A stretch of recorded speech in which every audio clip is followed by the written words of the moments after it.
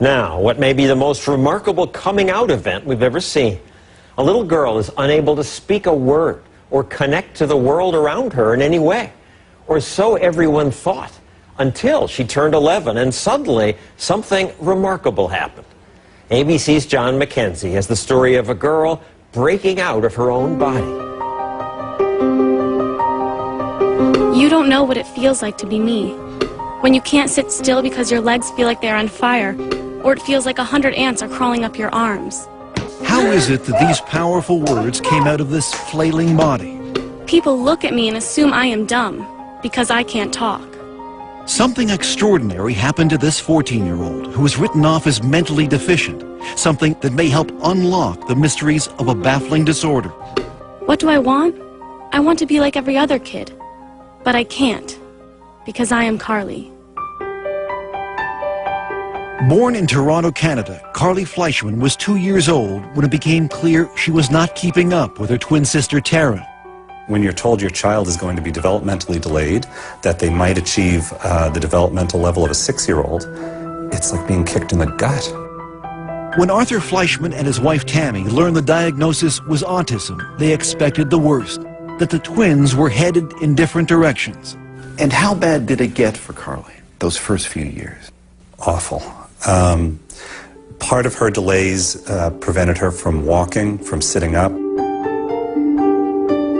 It was clear that Carly, like most autistic children, was lost in her own world, perpetually swimming underwater.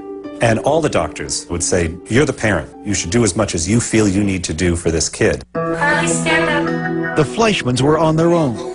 Experts told them that early intervention was critical. You use your fork. So ever since Carly was 3, her therapy has been intensive, unrelenting. This took about 40 to 60 hours a week of one-to-one therapy. She always had about 3 to 4 therapists working with her. And if you're not getting results with one approach, you move on and you try something else.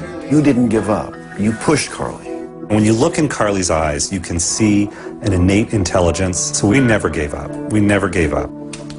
But if there was intelligence, Carly's ceaseless rocking, flailing arms, and tantrums hid any trace of it. Worse, she couldn't speak, not a word.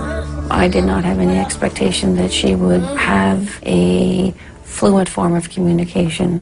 Dr. Nicole Walton-Allen is a clinical psychologist who led Carly's therapy program. Her profile was that of a child who was severely autistic and more than likely moderately mentally retarded. And did you ever think about institutionalizing her? We had friends saying, you know, you've been plugging away, spending thousands of dollars on therapy. You're not really seeing the progress. So, of course, you start thinking about, should she be in a group home? But you decided against it. I could never do it. Could never do it. How can you give up your kid? Despite thousands of hours of therapy over months and years, Carly's progress was excruciatingly slow. That is until one day 3 years ago when Carly was 11. She ran to a computer for the first time, and what happened next was a breakthrough so profound it would finally pierce Carly's silent, secret world.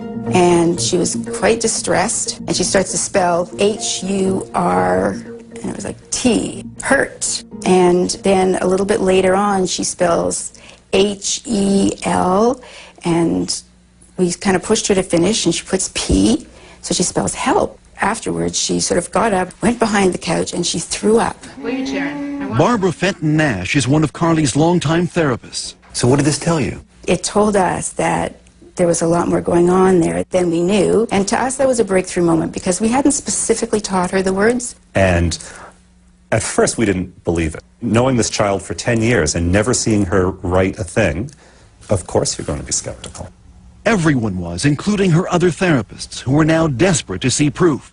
But Carly refused to type, exhibiting the same hysterical behavior that led experts to label her as mentally retarded. She would strip off her clothes. She would go into the bathroom and she would engage in fecal smearing. So the typing was great, but no one could see it. Here, show me. What was needed was some tough love. If Carly wanted something, she would have to type for it. First type, and then you get. Let's go. Oh, she had to work for it. If she wanted information, if she wanted to go somewhere, she had to type by herself. Finally, several months later, Carly began to type for others. She started to realize that by communicating, she had power over her environment. And what came through her finger, typing one letter at a time, with fluency no one could believe, was astonishing. I am autistic, but that's not who I am. Take time to know me before you judge me. I am cute, funny, and like to have fun. Through her torrent of words, Carly began to unravel the mysteries behind her often wild behavior. Like banging her head. Because if I don't, it feels like my body is going to explode. It's just like when you shake a can of Coke. If I could stop it, I would, but it's not like turning a switch off. I know what is right and wrong, but it's like I have a fight with my brain over it. Use your words. And Carly was not shy about expressing her desires and frustrations. I want to be able to go to school with normal kids, but not have them getting upset or scared if I hit a table or scream. I want something that will put out the fire. We were also horrified because for years we had spoken in front of her as if she wasn't there. Now, for the first time, Carly was able to have conversations with her parents. You think you can write back to Dad? I want to go on a snowmobile. Can we do it? Will you go on one?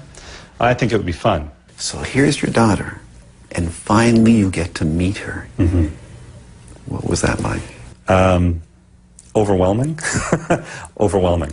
I stopped looking at her as a disabled person. You promised. Did you lie to me? And started looking at her as a sort of sassy, mischievous teenage girl. I want people to know that no one is telling me what to say, and I don't have a hand up my butt like a puppet. Carly has been very clear that she sees herself as a normal child, locked in a body that does things that she has no control over.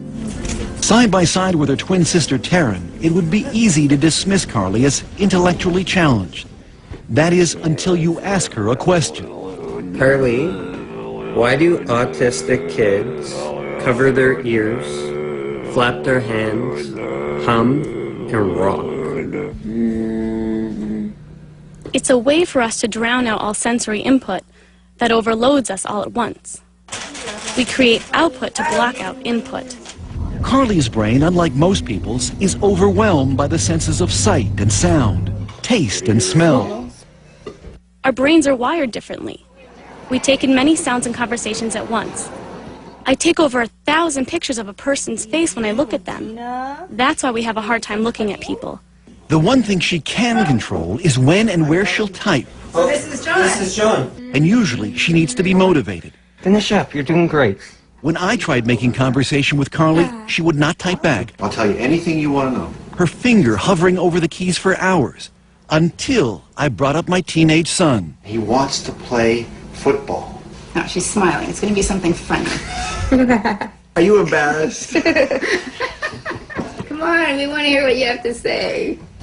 Yes, I guess he's cute. You know, 2 years that we've been communicating, and every time she writes something, there's a little bit of that sense of awe. The room resembled a ship's cabin. Its walls Dear made of Dad, wooden laths, I love when you read to covered me, by many coats and I of love that you believe in me. I know I'm not the easiest kid in the world. Give me a kiss. However, you are always there for me, holding my hand and picking me up. I love you. I'll go through many sleepless nights to hear that. I'll spend every penny we have to hear that. Was there one writing in particular that left a lump in your throat? In this writing where she says, "You've never been in my body. I wish for one day you could be in my body."